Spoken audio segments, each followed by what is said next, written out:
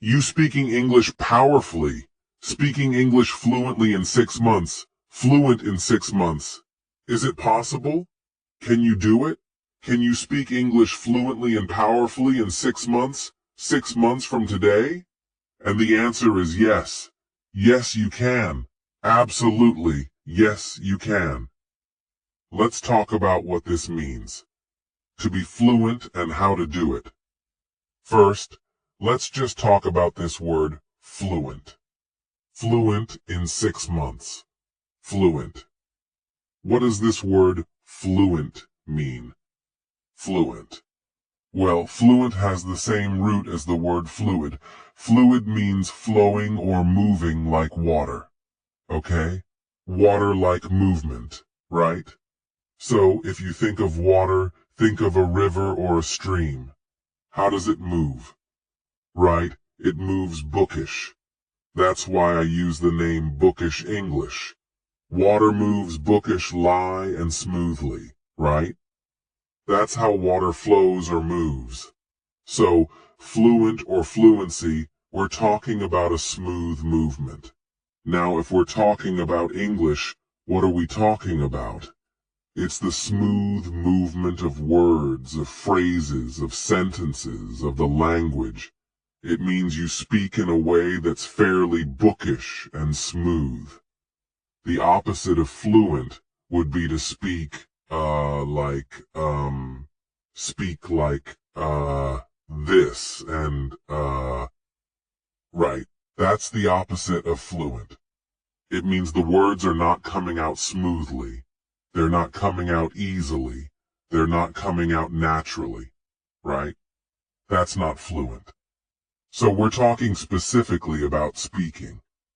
When we say fluent or fluency, we're talking about speaking and how the words come out. That's the meaning of fluency. That is the real meaning of fluency. Flowing like water. I often try to use the phrase powerful. Powerfully speak. Speak powerfully. So again, you're confident when you speak. The words come out fairly easily. They flow out. This does not mean, let's talk about what fluency does not mean. It does not mean perfection, right? If you're fluent, you're conversationally fluent. It means you're fluent when you have a normal conversation. You're not perfect. You're not perfect. You will make mistakes. You'll make grammar mistakes. You might make some pronunciation mistakes. Hey, I make mistakes sometimes still. So you're gonna make mistakes. It's not perfection. Number 2. Fluency does not mean like a native speaker. Okay? So, when you speak fluently, it does not mean you speak at the same level as I do. I learned English from when I was a baby. So, it does not mean like a native speaker. That's a much higher level of English speaking. That's very, very advanced. Okay? You don't need that advanced level to speak fluently, for your words to come out easily, for you to communicate effectively. Okay? Fluency is sort of the first level of communicating effectively, powerfully. The words come out fairly easily. What else? Do you need a huge amount of vocabulary to speak fluently? No, you don't. Because again, we're talking about conversational fluency. So, when you are fluent and you're conversationally fluent, what does it mean? It means you speak and communicate fairly easily, effectively, powerfully in normal conversations. Normal everyday conversations, normal everyday topics. So, not talking about special topics like economics or business or something from, school. No, every day, talking about the weather, talking about your feelings, how you feel, talking about what you did today or yesterday or what you're going to do tomorrow, buying a train ticket, going shopping, Those everyday, normal conversations that we have. For that, you only need about 3,000 words of vocabulary. Some people say less, some people say a little more. I'll just give you the average, around 3,000 words. That's not a huge amount. It's not small, it's not tiny, but it's not huge. So, if you can use 3,000 words fairly easily in natural phrases, you're fluent. You're conversationally fluent. Are you finished with English at that point? No, you're not. You still have a long way to go if you want to be like a native speaker or close to a native, but you can certainly be fluent in 6 months. So, what it means is you speak powerfully, naturally, smoothly, fairly smoothly, with mistakes. You will definitely be making mistakes still after 6 months. Don't worry about it. As long as people understand you, as long as you're communicating well, you're fluent. Let's talk about the next part of this. Fluent in 6 months. 6 months, what do we mean by that? 6 months. Well, honestly, if we talk about 6 months, talking about months is not really the best way to talk about time for your goal of speaking English in 6 months. Because you can imagine we have 2 students. One student only listens to English 1 hour per week, and the other one listens to English 10 hours per day. After 6 months, there's going to be a huge difference between these two. If someone only does 1 hour per week, they will not be fluent in 6 months. It's not enough time. Really, we should talk about hours rather than days or weeks or months or years. It's the hours. It's the number of hours you spend learning English that's important. So, when we're talking about getting fluent in 6 months, there are 2 important things. There's quantity, it means the amount of hours especially. And there's quality. Quality, it's how you use those hours every day. Because how you learn is also very, very important. You could spend 5 hours a day learning English, but do it in a way that's not effective, low quality. So you need both quantity and quality to achieve this goal. Let's first talk about the quantity. How many hours do you need? How many hours do you need to become fluent, conversationally fluent? Well, it's different for every person. I can't give you an exact number. I'll give you a very general number. Let's say about 700 hours. About 700 hours of quality, effective English learning, study, practice, training. About 700 hours. Now for some people, it will be more, might be 1,000, and for some, it might be less. So we'll just say as a general average guess, about 700 hours. Now here's some good news. You already have some hours, right? You probably learned English in school for many years. That was low quality. A lot of those hours were not very good. But still, it's better than nothing. Okay? If you learned English for 5 years in school, you at least learned some vocabulary through memorization. Maybe you can't use it very effectively. Maybe your head is filled with grammar and you're confused. You're not fluent yet, but it's still better than 0. So you still have some hours already. That's good news. That will help you. It means you don't quite need 700 hours. Maybe you only need 500 to get fluency, which is great. Good news for you. The other part of this, that's quantity. That's the amount of hours you need in 6 months. The next part is quality. It's how you do it that is very important. As I said in school, low quality. You might learn English in school for 1,000 hours, but the problem is you're memorizing lists of vocabulary that you quickly forget. You're memorizing long lists of grammar that you can't use when you speak. Too complicated. You forget. You're taking tests. You're stressed. You're bored. A lot of time in class, you're not really focused. You're kind of bored. When you're doing your homework, you're bored.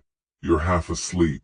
So you might have 1,000 hours in school, but it does not really equal 1,000 quality hours. Maybe it only equals about 100 hours really because it's so low quality. So you want to get the highest quality from every minute, from every hour that you learn English. That is what the bookish English system does. So what do I mean by quality? Number one, power, right? It means it's a powerful way to learn. It means you are focused. You are focused and concentrating every minute. So if you're listening to English but you're kind of falling asleep, you're sitting at your desk, that's low quality. That's no good. You're wasting a lot of your time. Your brain needs to be awake. You need to be focused. You need to be listening carefully to every word, every phrase. That's the highest quality. Alert, awake, maximum concentration. It needs to be understandable. This is something else for quality English learning. You must understand it. If you don't understand it, you're wasting your time. So this is the problem. If you're lower level and you listen to a movie or a TV show, you're wasting your time. It's too advanced. You can't understand anything. So most of your time is completely wasted.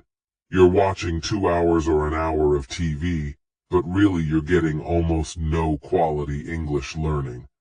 So you must understand it. It can be a little difficult, but not too difficult. Very important. Understandable is super important. That's part of quality. Next, you need to have some emotion. Positive, even negative sometimes, but especially strong positive emotions will help you learn much faster. That's also part of quality. It's why I use stories a lot in bookish English. Just think about it. When you learn something with no emotion, just kind of flat, it's much easier to forget. But if you learn something with excitement or energy or passion, or sometimes even fear or humor, laughter, you are more likely to remember it, and to remember it for a long time. So it needs to be emotional and energetic. Emotion and energy go together. So again, a low energy, low quality way to study English is to sit at your desk listening or just reading a textbook, right? It's low energy. Your mind starts to go to sleep. You're wasting a lot of your time. But if you're up, if you're moving, if your heart's, beating, you got energy going through your body, you're feeling good, you're smiling, you're awake, your brain wakes up, everything is much more effective. Everything you do, you will remember better. You will learn faster. This is so important. You need the highest quality time to achieve this goal. I'll give you a quick example of this.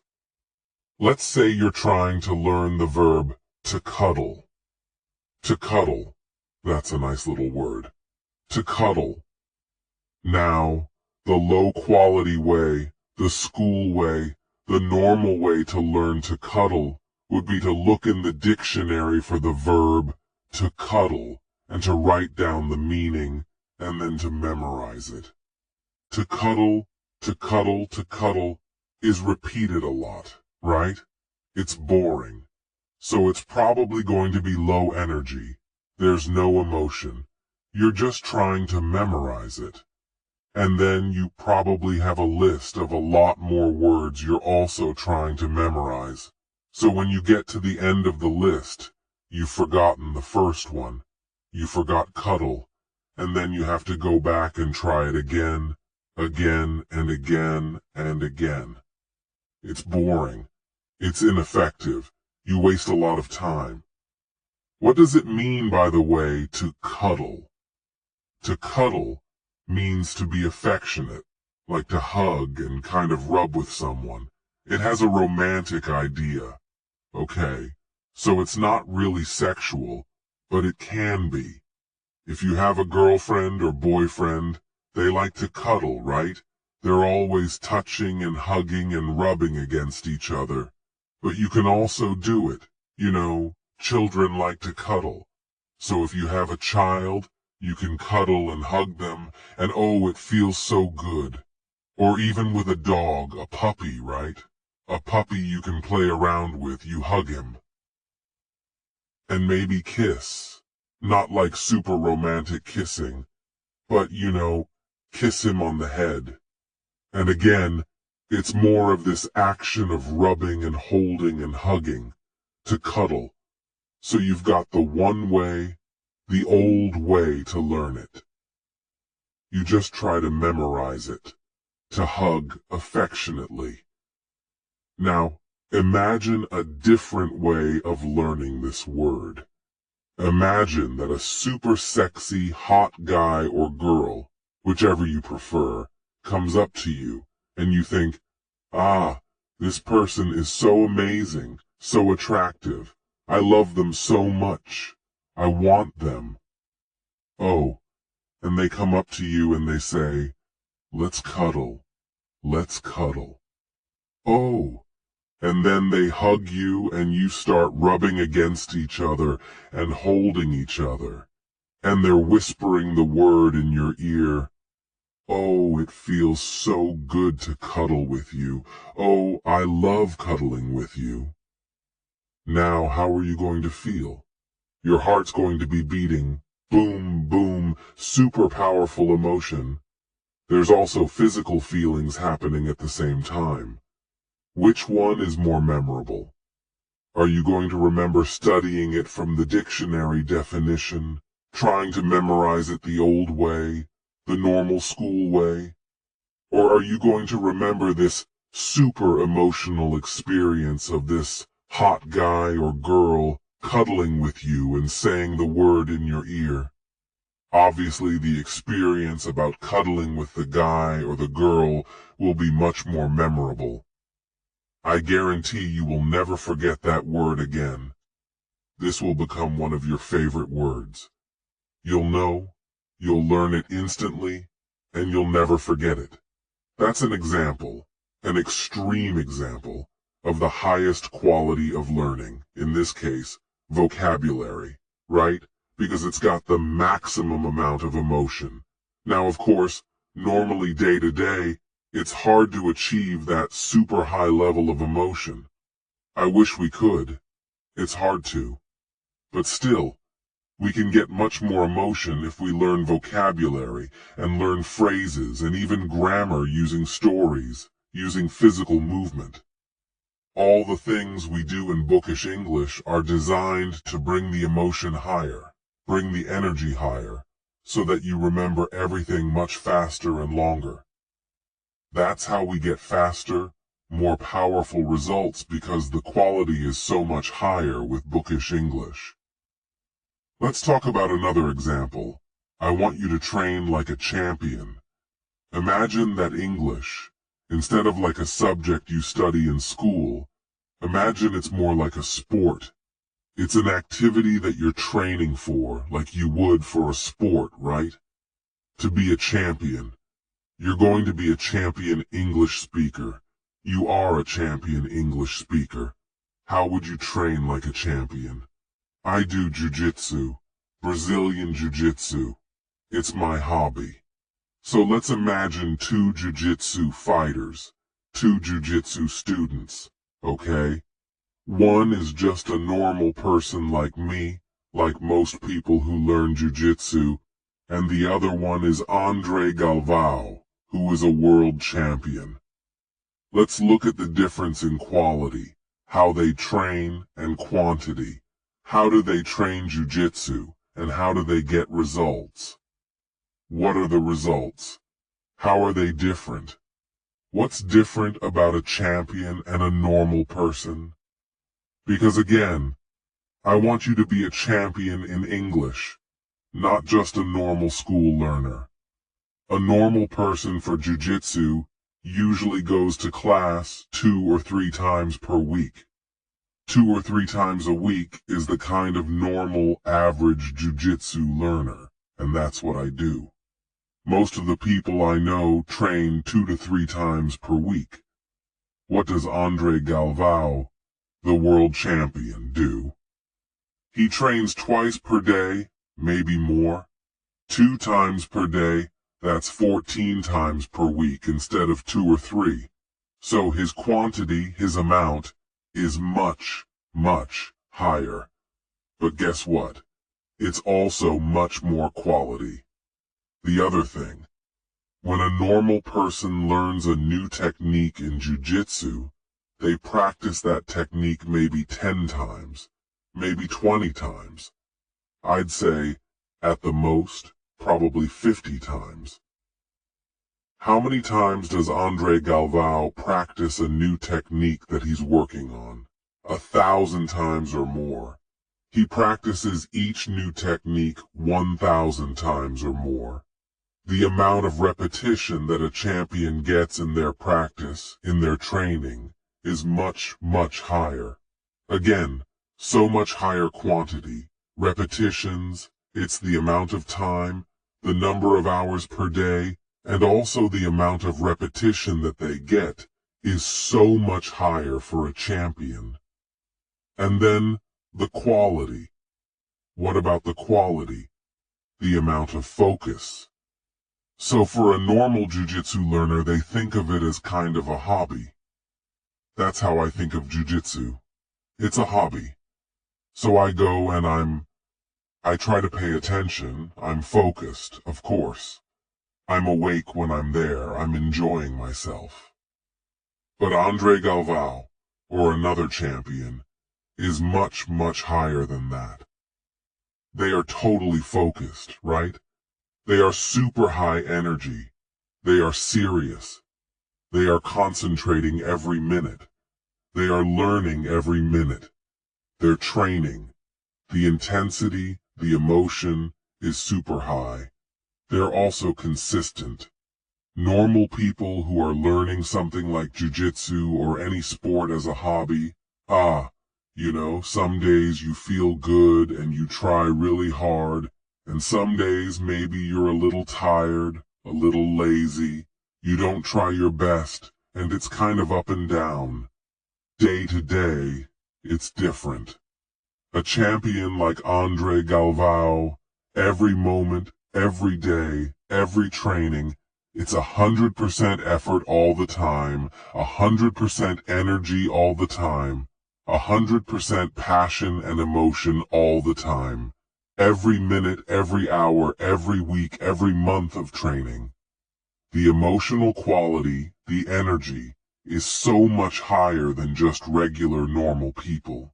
And of course, what's the result? Andre Galvao, super fast improvement, world champion. Normal people, still improving, but slow improvement. I'm getting a little better at jiu-jitsu, but it's very slow. Most people, they improve, but slowly, nothing like a champion. Normal people will never become world champions. We can learn from this example because we see this in all sports, in all different skill areas, this same idea of quantity and quality. And quality, that's what determines the amount of success you have, how powerful your results are, and how fast your improvement is. So I want you to be a powerful champion. I want you to be the Andre Galvao of English learning. You can be a champion English speaker. You can speak English powerfully and fluently in 6 months. 6 months from now, you can do it. You will do it when you use the bookish English system. The highest quantity you can get, and of course, most importantly, the highest quality every single time you listen to English, learn English, and train with English. Quality, quality, quality. That's what bookish English is about. Now, another important point. Don't let anyone else tell you that you cannot do this. Don't let anyone else tell you you can't do anything in life. Not just about English, anything. There are always people out there who will tell you, you can't do it. It can't be done.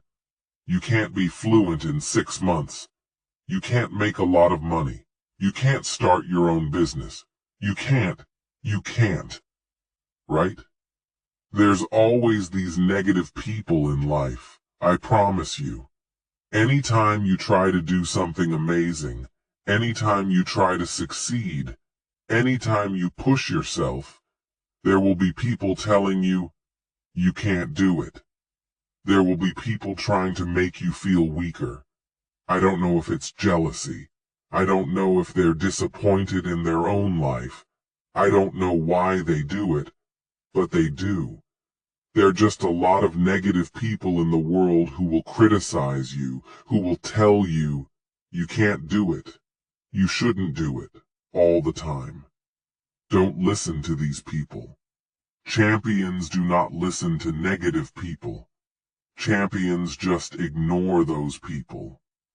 See, my job is the opposite. I always call myself an English coach, not a teacher. I think teachers are too negative. I just don't like the word teacher. Coach, right? A coach. My job is to be your coach. And as your coach, I want to destroy doubt. I want to destroy weakness. Okay? I want to build your power. I want to build and increase your confidence. I want you to believe in yourself. I want you to dream bigger. I want you to dream more powerfully.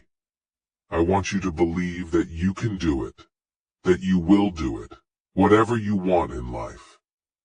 Certainly English, but anything else that you want in your life, you can do it. It is possible. You can be powerful in your life. You can speak English powerfully. You can be fluent in 6 months. You can eventually become like a native speaker if that's what you want. You can do it. You do have the power. Trust yourself. Don't listen to all the people who say, no, no, no, you can't. You can't. No, you can, and you will. Will it always be easy? No. But you're strong. You will find the strength. You will find the power. You can, and you will be a champion. Just believe in yourself. That is my message to you. Think like a champion. Act like a champion.